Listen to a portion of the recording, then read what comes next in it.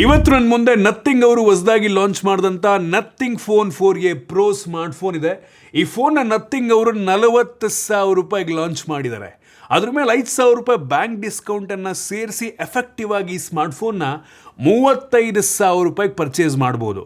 ನಂಗನ್ನಿಸ್ದಂಗೆ ಈ smartphone ಈ price ರೇಂಜಿಗೆ one of the most unique ಲುಕ್ಕನ್ನು ಹೊಂದಿರುವಂಥ ಸ್ಮಾರ್ಟ್ ಫೋನು ಮತ್ತು one of the most premium ಬಿಲ್ಡನ್ನು ಹೊಂದಿರುವಂಥ ಸ್ಮಾರ್ಟ್ ಫೋನ್ ಅಂತ ಅನ್ನಿಸ್ತಾ ಇದೆ.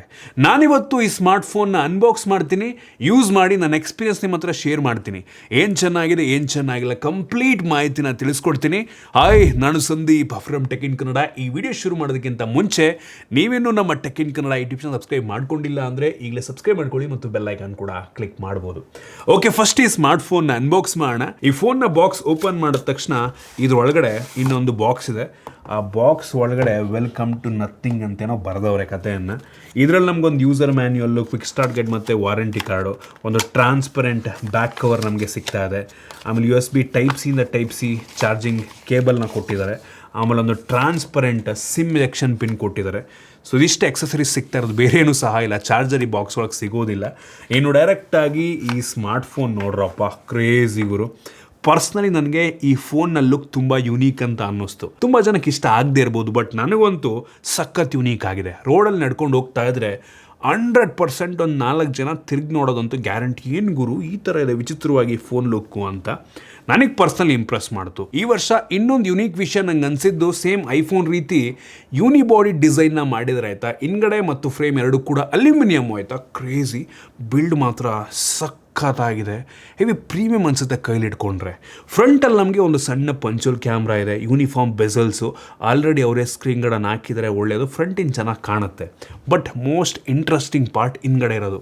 ನೋಡ್ತಾ ಇದ್ರೆ ಕ್ಯಾಮ್ರಾ ಹತ್ರ ನಮಗೆ ಒಂಥರ ಟ್ರಾನ್ಸ್ಪರೆಂಟ್ ಡಿಸೈನ್ ಸಿಗ್ತಾ ಇದೆ ಮತ್ತು ಈ ಗ್ಲಿಫ್ ಮ್ಯಾಟ್ರಿಕ್ಸು ಸರ್ಕ್ಯುಲರ್ ಡಿಸ್ಪ್ಲೇ ನಮಗೆ ಇಲ್ಲಿ ಸಣ್ಣದಾಗಿ ಸಿಗ್ತಾ ಇದೆ ಆಯಿತಾ.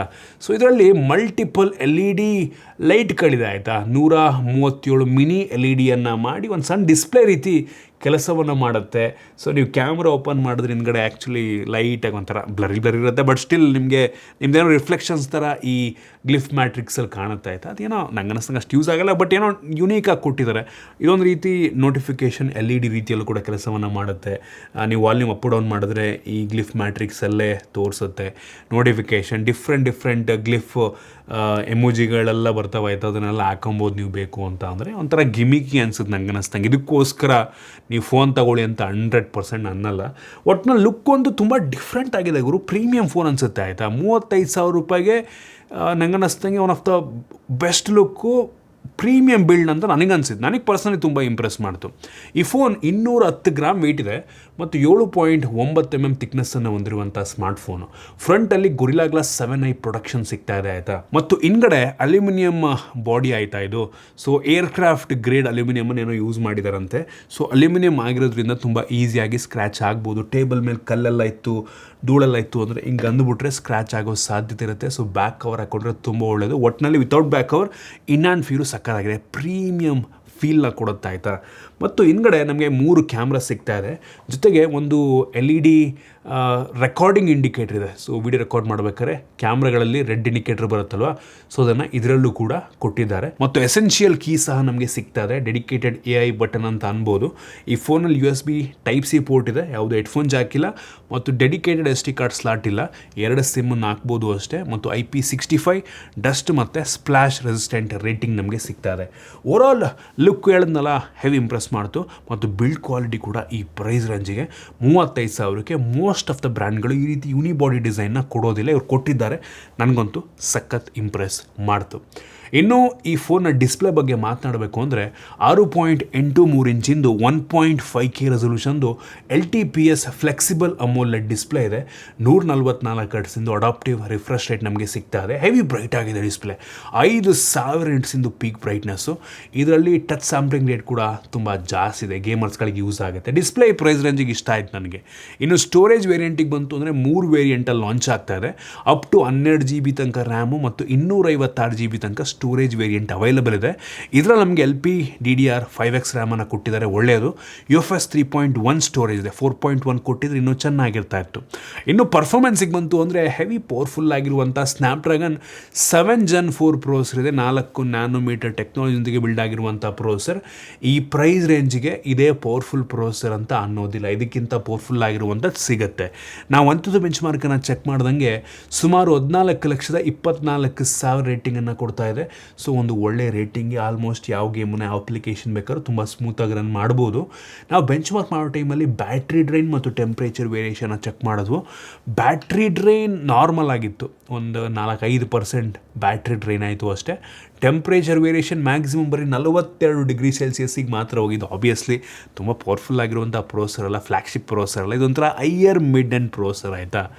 ಸೊ ಒಳ್ಳೆ ಪ್ರೋಸೆಸರೇ, ಇನ್ನೊಂದು ಸ್ವಲ್ಪ ಚೆನ್ನಾಗಿರೋದು ಕೊಟ್ಟಿದ್ರೆ ನೆಕ್ಸ್ಟ್ ಲೆವೆಲ್ ಇರ್ತಿತ್ತು.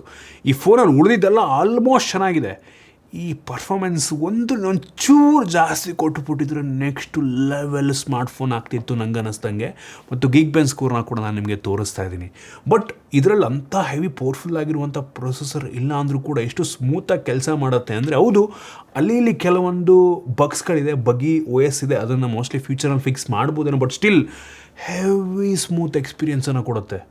ಕ್ರೇಜಿ ಅಂತೀನಿ. ಮತ್ತು ಇದರಲ್ಲಿ 5300 mm² ವೇಪರ್ ಚೇಂಬರ್ನ ಕೂಡ ಕೊಟ್ಟಿದ್ದಾರೆ. ನಾವು ಇದರಲ್ಲಿ ಗೇಮಿಂಗ್ ಸಹ ಟ್ರೈ ಮಾಡಿದ್ವು. BGMIನಲ್ಲಿ ಸ್ಮೂತಲ್ಲಿ ಅಲ್ಟ್ರಾ ಎಕ್ಸ್ಟ್ರೀಮ್ ಆಪ್ಷನ್ ಇದೆ, ಅಂದರೆ 120 FPS ಗೇಮ್ ಪ್ಲೇ ಸಪೋರ್ಟ್ ಇದೆ. ತುಂಬ ಸ್ಮೂತಾಗಿ ಗೇಮ್ನ ಆಡ್ಬೋದು ನಾವು ಈ ಸೆಟ್ಟಿಂಗಲ್ಲಿ. ಮ್ಯಾಕ್ಸಿಮಮ್ ಅಂತ ಅಂದರೆ ಅಲ್ಟ್ರಾ HDRನಲ್ಲಿ ಅಪ್ ಟು ಅಲ್ಟ್ರಾ ತನಕ ಹೋಯಿತು. ಇದರಲ್ಲೂ ಕೂಡ ಆ್ಯಕ್ಚುಲಿ ಸ್ಮೂತ್ ಗೇಮಿಂಗ್ ಎಕ್ಸ್ಪೀರಿಯನ್ಸ್ ಸಿಕ್ತು. ಹೇಳಿದ್ನಲ್ಲ, ಪ್ರೊಸೆಸರ್ ಏನೋ ಹೆವಿ ಪವರ್ಫುಲ್ ಅಂತ ಅನ್ನಲ್ಲ, ಬಟ್ ಸ್ಟಿಲ್ ಹೆವಿ ಸ್ಮೂತಾಗಿ ಕೆಲಸವನ್ನು ಮಾಡ್ತಾ ಇದೆ. ಸೊ ಹೆವಿ ಇಂಪ್ರೆಸಿವ್ ಅಂತೀನಿ. ಇನ್ನು ಕ್ಯಾಮ್ರಾ ಬಗ್ಗೆ ಮಾತನಾಡಬೇಕು ಅಂತ ಅಂದರೆ, ಸೊ ಇದರಲ್ಲಿ ನಮಗೆ true lens engine 4A use ಮಾಡಿದಾರಂತಪ್ಪ. ಸೇಮ್ ನಮಗೆ ನಥಿಂಗ್ ಫೋನ್ 4A ಕೂಡ ಸಿಮಿಲರ್ ಕ್ಯಾಮ್ರಾನೇ ಇತ್ತು. ಟ್ರೂ ಕಲರ್ಸ್ ನಮ್ಗೆ ಅದರಲ್ಲೂ ಕೂಡ ಸಿಗ್ತಾ ಇತ್ತು. ಸಿಮಿಲರ್ ಕ್ಯಾಮ್ರಾ ಅಂತೀನಿ. ಕ್ಯಾಮ್ರಾ ಮೆಗಾ ಪಿಕ್ಸೆಲ್ ವೈಸು ತುಂಬ ಏನು ಡಿಫ್ರೆನ್ಸ್ ಇಲ್ಲ, ಬರೀ ಪ್ರೋಸೆಸಿಂಗ್ನಲ್ಲಿ ಸ್ವಲ್ಪ ಚೇಂಜಸ್ ಆಗಿದೆ ಅಷ್ಟೇ ಆಯಿತಾ. 50 MP main sensor, f1.88 aperture. ಇದು Sony LYT 700C sensor with optical image stabilisation ನಮಗೆ ಸಿಗ್ತಾ ಇದೆ. ಇನ್ನೊಂದು ಟೆಲಿಫೋಟೋ ಕ್ಯಾಮ್ರಾ ಇದೆ, ಪೆರಿಸ್ಕೋಪಿಕ್ ಕ್ಯಾಮ್ರಾ. ಇದು 3.5x ಆಪ್ಟಿಕಲ್ ಝೂಮನ್ನು ಮಾಡುತ್ತೆ. ಇದು ಕೂಡ 50 MP. ಸೊ ಇದು ಸ್ಯಾಮ್ಸಂಗ್ ಸೆನ್ಸರ್ ಆಯಿತಾ. ಮತ್ತಿನ್ನೊಂದು ಅಲ್ಟ್ರಾ ವೈಡ್ ಆ್ಯಂಗಲ್ ಕ್ಯಾಮ್ರಾ ಇದೆ. ಇದು 8 MP. ಇನ್ನೊಂದು ಸ್ವಲ್ಪ ಮೆಗಾ ಪಿಕ್ಸೆಲ್ ಜಾಸ್ತಿ ಕೊಟ್ಟರೆ ಚೆನ್ನಾಗಿರೋದು. ಇದು ಒಂದು ಲೆವೆಲಿಗೆ ವೈಡ್ ಆಗಿದೆ, ಕ್ಲಾರಿಟಿ ಓಕೆ ಆಯಿತಾ. ಮೇನ್ ಸೆನ್ಸರ್ ನನಗೆ ಆ್ಯಕ್ಚುಲಿ ಇಂಪ್ರೆಸ್ ಮಾಡ್ತೀವಿ. ಈ ಬೆಲೆಗೆ ಪರವಾಗಿಲ್ಲ ಆಯಿತಾ. ಕ್ಯಾಮ್ರಾ ಬೆಲೆಗೆ ತಕ್ಕ ರೀತಿಯಲ್ಲಿದೆ ಅಂತ ಅನ್ಬೋದು. ಮೋಸ್ಟ್ ಆಫ್ ದ ಫೋನ್ಗಳು ಈ ಪ್ರೈಸ್ ರೇಂಜಿಗೆ ಒಂದು 35,000ಗೆ ಸಿಮಿಲರ್ ಫೋಟೋ ಸ್ಯಾಂಪಲ್ಲೇ ಬರುತ್ತಾ ಅಂತ. ಬಟ್ ಹೆವಿ ಪ್ರೋಸೆಸ್ ಮಾಡುತ್ತೆ. ನಾನು ಪೋರ್ಟ್ರೇಟ್ ಶಾಟ್ನ ಫಸ್ಟ್ ತೆಗೆದೆ, ಏನು ಗುರು ಇಷ್ಟು ಕೆಟ್ಟಾಗಿ ಬರುತ್ತೆ ಅಂತ ನೋಡ್ಬಿಟ್ಟು ಸ್ವಲ್ಪ ಹೊತ್ತಲ್ಲಿ ಪ್ರೋಸೆಸ್ ಮಾಡಿ ಒಳ್ಳೆ ಔಟ್ಪುಟನ್ನು ಕೊಟ್ಟಿತ್ತು. ಎಡ್ಜ್ ಡಿಟೆಕ್ಷನ್ ಓಕೆ ಆಯಿತಾ. ಒಟ್ಟಿನಲ್ಲಿ ಕ್ಯಾಮ್ರಾ ನನಗೆ ಅಂತ ಏನು ಕೆಟ್ಟದಾಗಿದೆ ಅಂತ ಅನ್ನಿಸ್ಲಿಲ್ಲ. ಸೊ ಕ್ಯಾಮ್ರಾ ಚೆನ್ನಾಗಿದೆ, ರೇರ್ ಕ್ಯಾಮ್ರಾ. ಸ್ಯಾಂಪಲ್ ನಿಮಗೆ ಪ್ರತಿಯೊಂದನ್ನು ಕೂಡ ತೋರಿಸ್ತಾ ಇದ್ದೀನಿ. ಇನ್ನೂ ಚೆನ್ನಾಗಿ ಕೊಡ್ಬೋದಾಗಿತ್ತು ನಂಗೆ ಅನ್ನಿಸ್ದಂಗೆ ಒಟ್ಟಿನಲ್ಲಿ ಆಯಿತಾ. ಒಟ್ಟಿಗೆ ಅಂತ ಏನು ಇದಾಗಿಲ್ಲ. ಇನ್ನು ಫ್ರಂಟ್ ಕ್ಯಾಮ್ರಾಗೆ ಬಂದರೆ 32 MP ಸೆಲ್ಫಿ ಕ್ಯಾಮ್ರಾ ಇದೆ. ಸ್ಯಾಮ್ಸಂಗ್ ಸೆನ್ಸಾರು ವೈಡ್ ಆಗಿದೆ, ಒಂದು ಲೆವೆಲ್ಗೆ ಕ್ಲಾರಿಟಿ ಕೂಡ ಪರವಾಗಿಲ್ಲ ಅಂತ ಅನ್ನಿಸ್ತು. ಇನ್ನೂ ಚೆನ್ನಾಗಿರ್ಬೋದಾಗಿತ್ತು. ಬೇಕು ಅಂದರೆ ಫಿಲ್ಟ್ರೆಲ್ಲ ಹಾಕಿ ಮೇಕಪ್ ಮಾಡಿರೋ ರೀತಿ ಬೇಕಾದ್ರೆ ನೀವು ಫೋಟೋನ ತೆಗಿಬೋದು. ಮತ್ತು ಆಗಲೇ ಹೇಳಿದಂಗೆ ಈ ಗ್ಲಿಫ್ ಮ್ಯಾಟ್ರಿಕ್ಸಲ್ಲಿ ನಮಗೆ ಒಂಥರ ಶ್ಯಾಡೋ ರೀತಿ ಇಮೇಜ್ ಬರುತ್ತೆ. ಇದ್ರದ್ದು ಏನು ಯೂಸ್ ಅಂತ ಗೊತ್ತಿಲ್ಲ. ಅಂದರೆ ನಾವು ಫ್ರೇಮಲ್ಲಿ ಸೆಂಟ್ರಲ್ ಇದೀವ ಅಂತ ಇದ್ರ ಮುಖಾಂತರ ನೋಡ್ಕೋಬೋದೇನೋ, ಬಟ್ ಗಿಮ್ಮಿಕ್ಕಿ ನಂಗೆ ಅನ್ನಿಸ್ದಂಗೆ. ಸೊ ಲೈಟಾಗಿ ಗೊತ್ತಾಗುತ್ತೆ ಏನೋ ನಮ್ಮದೇ ಫೇಸ್ ಅದರಲ್ಲಿ ಕಾಣ್ತಾ ಇದೆ ಅಂತ. ಓಕೆ, ಏನೋ ಒಂದು ಎಕ್ಸ್ಟ್ರಾ ಕೊಟ್ಟಿದ್ದಾರೆ, ಅದು ನೋಡ್ಕೊಂಡು ಖುಷಿ ಪಡ್ಕೋಬೇಕು. ಇನ್ನು ವಿಡಿಯೋಗ್ರಫಿಯಲ್ಲಿ ಈ ಫೋನ್ನ ರೇರ್ ಕ್ಯಾಮ್ರಾ 4K 30 FPS ಮತ್ತು front camera full HD 60 FPS video ರೆಕಾರ್ಡಿಂಗನ್ನು ಮಾಡುತ್ತೆ. ಕ್ಲಾರಿಟಿ ಓಕೆ ಪರವಾಗಿಲ್ಲ, ಒಂದು ಲೆವೆಲಿಗೆ ಸ್ಟೇಬಲ್ ಆಗಿದೆ ಅಂತ ಅನ್ನಿಸ್ತು. ಇನ್ನೂ ಅವಶ್ಯಕತೆ ಇರುವಂಥ ಕೆಲವೊಂದು AI ಫೀಚರ್ಗಳು, ಎಡಿಟಿಂಗ್ ಫೀಚರ್ಸಲ್ಲಿ ನಮ್ಗೆ ಗ್ಯಾಲರಿ ಒಳಗೆ ಸಿಗ್ತಾ ಇದೆ. ಸೊ ಓಕೆ, ಕ್ಯಾಮ್ರಾ ಅಪ್ಲಿಕೇಶನ್ ಕೂಡ ತುಂಬ ಸಿಂಪಲ್ ಆಗಿದೆ ಅನ್ನಿಸ್ತು, ಕಾಂಪ್ಲಿಕೇಟೆಡ್ ಆಗೇನಿಲ್ಲ. ಇನ್ನು ಸೆಕ್ಯೂರಿಟಿ ಬಗ್ಗೆ ಮಾತನಾಡಬೇಕು ಅಂದರೆ ಆಪ್ಟಿಕಲ್ ಇನ್ ಡಿಸ್ಪ್ಲೇ ಫಿಂಗರ್ ಪ್ರಿಂಟ್ ಸೆನ್ಸರ್ ನಮಗೆ ಸಿಗ್ತಾ ಇದೆ, ಫೇಸ್ ಅನ್ಲಾಕ್ ಇದೆ ಮತ್ತು ವೈಡ್ ವೈನ್ L1 ಸೆಕ್ಯೂರಿಟಿ ಕೂಡ ಸಿಗ್ತಾ ಇದೆ. ಇನ್ನು OS ಅಲ್ಲಿ ಆ್ಯಂಡ್ರಾಯ್ಡ್ 16 ಬೇಸ್ ರನ್ ಆಗ್ತಿರುವಂಥ ನಥಿಂಗ್ ಅವ್ರದ್ದು 4.1 OS ಆಯಿತಾ. ಸೊ ಈ OS ಒಂಥರ ಕ್ಲೀನ್ ಸ್ಟಾಕ್ ಆ್ಯಂಡ್ರಾಯ್ಡ್ ಎಕ್ಸ್ಪೀರಿಯನ್ಸನ್ನು ಕೊಡುತ್ತೆ. ಬೇಡದಿರೋಂಥ ಅಪ್ಲಿಕೇಶನ್ ಅಷ್ಟಾಗೇನಿಲ್ಲ. ಈ ಸಲ ಕೆಲವೊಂದು ಫೇಸ್ಬುಕ್ ಅದು ಇದು ಎಲ್ಲ ಮುಂಚೆನೇ ಆ್ಯಡ್ ಮಾಡೋರೆ, ಅದನ್ನೆಲ್ಲ ಇನ್ಸ್ಟಾಲ್ ಕೂಡ ಮಾಡ್ಕೊಬೋದು. ಒಟ್ಟಿನಲ್ಲಿ ಹೆವಿ ಸ್ಮೂತಾಗುವಂತೂ ಕೆಲಸವನ್ನು ಮಾಡ್ತಾ ಇದೆ. ಹೆವಿ ಇಂಪ್ರೆಸಿವ್ OS ಅಂತೀನಿ. ಬಟ್ ಅಲ್ಲಿ ಇಲ್ಲಿ ಕೆಲವೊಂದು ಬಗ್ಸ್ಗಳು ನಿಮಗೆ ನೋಡೋಕ್ಕೆ ಸಿಗ್ಬೋದು ಆಯಿತಾ. ಸಣ್ಣ ಪುಟ್ಟ ಗ್ಲಿಚಸ್ಗಳಿದ್ದಾವೆ. ಅದನ್ನು ಅವ್ರು ಫಿಕ್ಸ್ ಮಾಡಬೇಕು ನಂಗೆ ಅನ್ನಿಸ್ತಂಗೆ. ಮತ್ತು ಅವ್ರು ಹೇಳೋ ಪ್ರಕಾರ ಈ ಫೋನ್ಗೆ 3 ವರ್ಷಗಳ OS ಅಪ್ಡೇಟು ಮತ್ತು 6 ವರ್ಷಗಳ ಸೆಕ್ಯೂರಿಟಿ ಪ್ಯಾಚನ್ನು ಕೊಡ್ತಾರಂತೆ. ಈ ಪ್ರಾಮಿಸನ್ನು ಅವ್ರು ಫುಲ್ಫಿಲ್ ಮಾಡಿದ್ರೆ ತುಂಬ ಒಳ್ಳೆಯದು. ಇನ್ನು AI ಫೀಚರಿಗೆ ಬಂತು ಅಂದರೆ ಎಸೆನ್ಷಿಯಲ್ ಸ್ಪೇಸ್ ನಮಗೆ ಸಿಗ್ತಾ ಇದೆ. ಸೊ ಅದಕ್ಕೆ ಡೆಡಿಕೇಟೆಡ್ ಬಟನ್ ಕೊಟ್ಟಿದ್ದಾರೆ. ಸೊ ಪ್ರೆಸ್ ಮಾಡಿದ್ರೆ ನಿಮಗೆ ಆನ್ ಸ್ಕ್ರೀನ್ ಏನಾದ್ರು ಇದ್ದರೆ ಅದನ್ನು ಸ್ಟೋರ್ ಮಾಡಿಕೊಳ್ಳುತ್ತೆ. ಒಂದು ರೀತಿ ಜರ್ನಲ್ ರೀತಿ ಯೂಸ್ ಆಗುತ್ತೆ. ಸೊ ಫ್ಯೂಚರ್ನಲ್ಲಿ ಯಾವ ಥರ ಒಂದಿನ ನೀವು ಕ್ವಶನ್ ಕೇಳಿದ್ರೆ ಅದು ನೆನಪಿಸ್ಕೊಂಡು ಅದು ನಿಮಗೆ ಉತ್ತರವನ್ನು ಕೊಡುತ್ತೆ ಅದ್ರ ಬಗ್ಗೆ. ಸೊ ಅಷ್ಟೇ. ಮತ್ತು ಸರ್ಕಲ್ಡು ಸರ್ಚ್ ಇದೆ, ಬಿಲ್ಟ್-ಇನ್ ಜೆಮಿನೈಯು, ChatGPT ಎಲ್ಲದು ಕೂಡ ಇದ್ದೇ ಇದೆ. ಸೊ ಓಕೆ, ಅವಶ್ಯಕತೆ ಇರುವಂಥದ್ದು ಕೊಟ್ಟಿದ್ದಾರೆ AI ಫೀಚರ್ಗಳಲ್ಲಿ. ಇನ್ನು ಬ್ಯಾಟ್ರಿ ಬಗ್ಗೆ ಮಾತನಾಡಬೇಕು ಅಂತ ಅಂದರೆ 5400 mAh ಕೆಪಾಸಿಟಿ ಬ್ಯಾಟ್ರಿ ಇದೆ. ಬಾಕ್ಸ್ ಒಳಗೆ ಯಾವುದೇ ಚಾರ್ಜರ್ ಇಲ್ಲ, ಬಟ್ 50 ವ್ಯಾಟಿಂದು ವೈರ್ಡ್ ಚಾರ್ಜಿಂಗಲ್ಲಿ ಸಪೋರ್ಟ್ ಮಾಡುತ್ತೆ. ಯಾವುದೇ ವೈರ್ಲೆಸ್ ಚಾರ್ಜಿಂಗ್ ನಮ್ಗೆ ಇದರಲ್ಲಿ ಸಿಗ್ತಾ ಇಲ್ಲ. ಇನ್ನು ಸ್ಪೀಕರಿಗೆ ಬಂತು ಅಂದರೆ ಡ್ಯುಯಲ್ ಸ್ಟೀರಿಯೋ ಸ್ಪೀಕರ್ ನಮಗೆ ಈ ಫೋನಲ್ಲಿ ಸಿಗ್ತಾ ಇದೆ. ಸ್ಪೀಕರಿನ ಕ್ಲಾರಿಟಿ ಓಕೆ, ಪರವಾಗಿಲ್ಲ, ಚೆನ್ನಾಗಿದೆ. ಕನೆಕ್ಟಿವಿಟಿಯಲ್ಲಿ Wi-Fi 6 ಇದೆ ನಮಗೆ, ಒಳ್ಳೆಯದು. ಬ್ಲೂಟೂತ್ 5.4 ಕೊಟ್ಟಿದ್ದಾರೆ ಮತ್ತು NFC ಸಹ ಇದೆ. ಸೊ ಇದನ್ನು ಬಿಟ್ಟರೆ ಅವಶ್ಯಕತೆ ಇರುವಂಥ ಬೇಸಿಕ್ ಸೆನ್ಸರ್ಸ್ನೆಲ್ಲ ಕೊಟ್ಟಿದ್ದಾರೆ. ಸೊ ಓಕೆ, ಇದಿಷ್ಟು ಈ ಫೋನ್ ಕೆಲವೊಂದು ಮೇಯ್ನ್ ಫೀಚರ್ಸ್ ಆಯಿತಾ. ನೀವಾಗಾದರೆ ಕೇಳ್ಬೋದು ಈ ಫೋನ್ನ 35,000 ರೂಪಾಯಿಗೆ ಪರ್ಚೇಸ್ ಮಾಡ್ಬೋದಾ ಅಂತ. ನನಗೆ ಪರ್ಸ್ನಲಿ ಈ ಫೋನಲ್ಲಿ ಪ್ರೊಸೆಸರ್ ಒಂದನ್ನು ಬಿಟ್ಟು ಉಳಿದಿದ್ದೆಲ್ಲ ಹೆವಿ ಇಂಪ್ರೆಸಿವ್ ಆಗಿದೆ ಅಂತ ಅನ್ನಿಸ್ತು. ಕ್ಯಾಮ್ರಾನ ಒಂದು ಸ್ವಲ್ಪ ಇಂಪ್ರೂವ್ ಆಗ್ಬೋದಾಗಿತ್ತು. ನಂಗೆ ಅನ್ನಿಸ್ದಂಗೆ ಈ ಸ್ಮಾರ್ಟ್ ಫೋನ್ಗೆ ಸ್ನ್ಯಾಪ್ಡ್ರ್ಯಾಗನ್ 8s Gen 3ನೋ ಅಥವಾ 8 Gen 5ನೋ ಕೊಟ್ಬಿಟ್ಟಿದ್ರೆ ನೆಕ್ಸ್ಟ್ ಲೆವೆಲ್ ಸ್ಮಾರ್ಟ್ ಫೋನ್ ಆಗ್ತಾಯಿತ್ತು ಆಯಿತಾ. ಬಿಲ್ಡು ಲುಕ್ಕೆಲ್ಲ ನನಗೆ ಪರ್ಸ್ನಲಿ ಇಷ್ಟ ಆಯಿತು, ಸಕ್ಕತ್ತಾಗಿದೆ ಅದೊಂದು ಆಯಿತಾ. ಬಟ್ ಸ್ಟಿಲ್ ಅದಿದ್ರೂ ಸಹ ಈ ಫೋನ್ ಹೆವಿ ಸಕ್ಕತ್ತಾಗಿ ಆಪ್ಟಿಮೈಸ್ ಮಾಡಿದ್ದಾರೆ. ತುಂಬ ಸ್ಮೂತಾಗಂತೂ ಸದ್ಯ ಕೆಲಸವನ್ನು ಮಾಡ್ತಾಯಿದೆ. ಪ್ರತಿಯೊಂದು ಕೂಡ ಅಪ್ ಟು ದ ಮಾರ್ಕ್ ಇದೆ ಅಂತ ಅನ್ನಿಸ್ತು. ಹೊಸ ಬ್ರ್ಯಾಂಡು, ಬಟ್ ಹೊಸ ಬ್ರ್ಯಾಂಡ್ ಅಂತ ಅನಿಸಲ್ಲ, ಆ ರೀತಿ ಒಂದು ಫೋನ್ನ ಬಿಲ್ಡ್ ಮಾಡಿದ್ದಾರೆ. ಇಂಟ್ರೆಸ್ಟಿಂಗ್ ಅನ್ನಿಸ್ತು ನನಗೆ. ಸೊ ನೋಡಿ, ನಿಮಗೆ ಈ ಬ್ರ್ಯಾಂಡ್ ಓಕೆ, ಇದರಲ್ಲಿರುವಂಥ ಸ್ಪೆಸಿಫಿಕೇಷನ್ ಓಕೆ, ನಿಮಗೆ ಮ್ಯಾಟ್ರ್ ಆಗುವಂಥದ್ದು ಇದರಲ್ಲಿ ಚೆನ್ನಾಗಿದೆ ಅಂತ ಅನಿಸಿದ್ರೆ ಒಂದು ಆಪ್ಷನಾಗಿ ಇಟ್ಕೊಬೋದು. ಈ ಪ್ರೈಸ್ ರೇಂಜಿಗೆ ಆಪ್ಷನ್ಸ್ಗಳು ಇತ್ತೀಚೆಗೆ ತುಂಬ ಕಡಿಮೆ ಇದೆ ಆಯಿತಾ. ಸೊ ನನಗೆ ಪರ್ಸ್ನಲಿ ಬಿಲ್ಡ್ ಲುಕ್ ಅಂತೂ ಹೆವಿ ಪ್ರೀಮಿಯಮ್ ಆಗಿದೆ. ಒಂದು ಯಾವುದೋ 70,000-80,000 ರೂಪಾಯಿ ಫೋನ್ ನೋಡ್ದಂಗೆ ಆಗುತ್ತೆ ಇದು ನೋಡ್ಬಿಟ್ರೆ. ಸೊ ಅದಿಷ್ಟ ಆಯ್ತು ನನಗೆ. ಸೊ ಇದಿಷ್ಟು ಈ ಫೋನ್ ಬಗ್ಗೆ ನನ್ನ ಆನೆಸ್ಟ್ ಒಪಿನಿಯನ್ನು.